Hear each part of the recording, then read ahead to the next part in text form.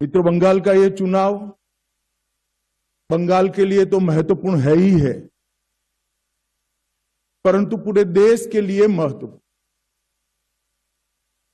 पूरे देश की सुरक्षा बंगाल के चुनाव के साथ एक प्रकार से जुड़ी है। असम में भारतीय जनता पार्टी की सरकार बनने के बाद असम से घुसपैठ कमोबेश समाप्त हो गई।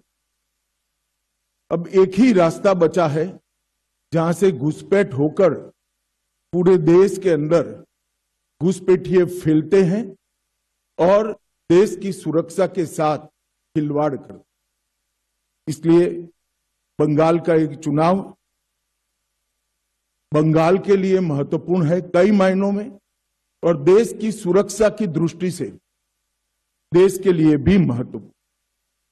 भारतीय जनता पार्टी ने तय किया है कि तृणमूल कांग्रेस के शासन के खिलाफ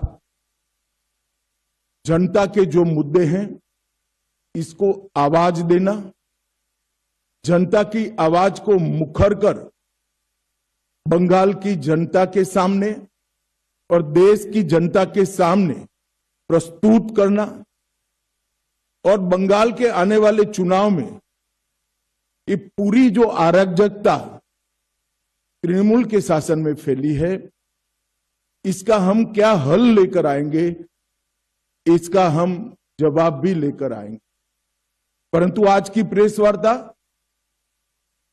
तृणमूल कांग्रेस की इस सरकार के 15 साल के शासन के खिलाफ हमारा चार्जशीट, ये आज की प्रेस वार्ता का मुद्दा है।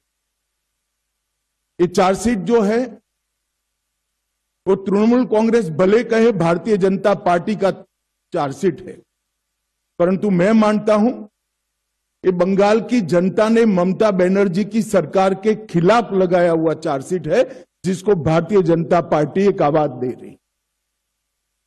एक प्रकार से आने वाला चुनाव बंगाल की जनता को तय करना है कि भय को चुनना है या भरोसे को चुनना।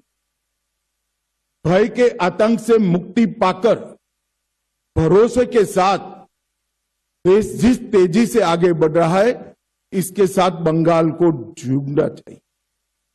ये तय करने का चुनाव है। विगत 15 सालों में भय, भ्रष्टाचार और भेदभाव की राजनीति चल रही है। झूठ, डर और हिंसा का सहारा लेकर अपनी राजनीति को आगे बढ़ाने का नया राजनीतिक थ्योरी ममता बनर्जी ने प्रस्तुत किया है। कोई भी सरकार को चुनकर आने का आधार जन कल्याण के काम होते हैं। तृणमूल कांग्रेस का चुनकर आने का आधार झूठ, डर और हिंसा है।